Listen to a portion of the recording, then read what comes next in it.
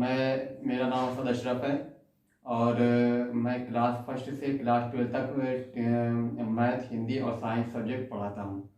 तो अब पिछले इससे और अभी कुछ समय आप मेरे साथ होंगे और जिससे आप मेरे बारे में जानेंगे कि मैं बच्चों को किस तरह उनके डाउट को क्लियर करता हूँ और मैं किस तरह चीज़ों को एक्सप्लेन करके समझाता हूँ।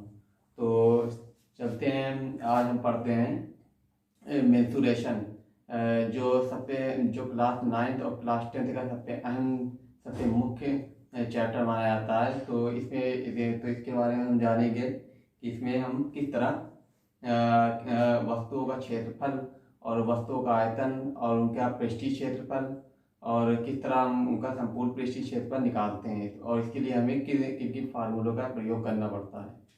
तो चलते हैं मेंसुरेशन में।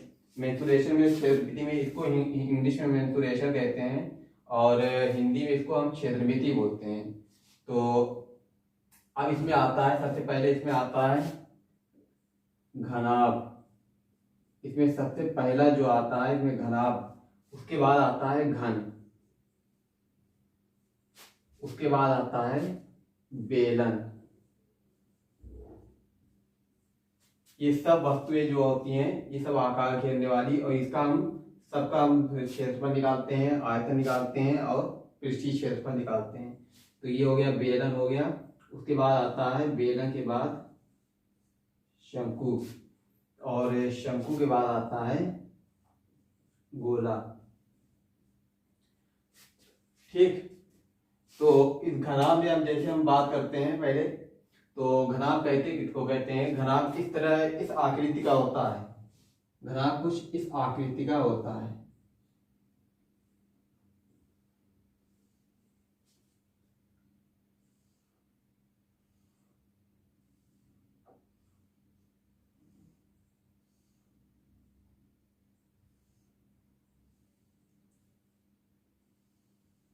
ये घनाभ की आकृति कुछ इस तरह होती है और इससे आप इसमें घनाभ में क्या क्या भुजाएं होती हैं?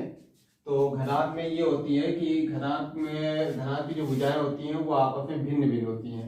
यानी घनाभ में लंबाई होती है, चौड़ाई होती है और ऊंचाई होती है। तो जो लंबाई होती है, घनाभ की लंबाई जो होती है उसको हम कैसे प्रदर्शित करते हैं? ये होती है घनाभ की लंबाई, ये चीज घनाभ की लंबाई कहलाती है।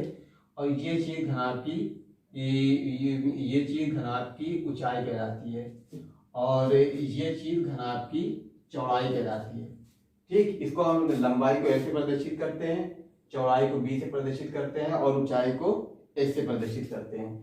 ठीक, तो अब बात करते हैं इसमें इसका फार्मूला जो होता है, फार्मूले पे। तो घनाभ का आयतन, सबसे पहले हम आयतन निकालने के लिए घनाभ का आयतन जो निकाला जाता है तो उसके लिए जो फार्मूला होता है, तो उसके लिए फार्मूला होता है लंबाई गुणे चौड़ाई गुणे ऊंचाई। यानी लंबाई, चौड़ाई और ऊंचाई का अगर हम तीनों को गुणा मिला के गुणा कर देंगे तो उससे हमें क्या निकल जाएगा? उससे हमें घनाभ का आयतन मिल जाएगा। ठीक, और इससे हम घनाभ का आयतन निकालने के लिए इसीलिए फार्मूले का इस्तेमाल करते हैं, यूज करते हैं। ठीक, अब उसके बाद आता है घनाभ का संपूर्ण पृष्ठीय क्षेत्रफल। संपूर्ण पृष्ठीय क्षेत्रफल। ठीक, तो घनाभ का संपूर्ण पृष्ठीय क्षेत्रफल निकालने के लिए हम फार्मूले का यूज करते हैं, इस फार्मूले का यूज करते हैं। इसको हम इस तरह लिखते हैं 2LB BH HL।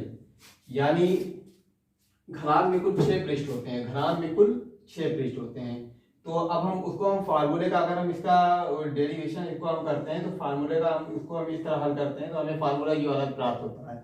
और जो 6 पृष्ठ होते हैं, कुल 6 पृष्ठ होते हैं, तो 6 पृष्ठों का हम क्षेत्रफल निकाल के उसको हम जोड़ देते हैं।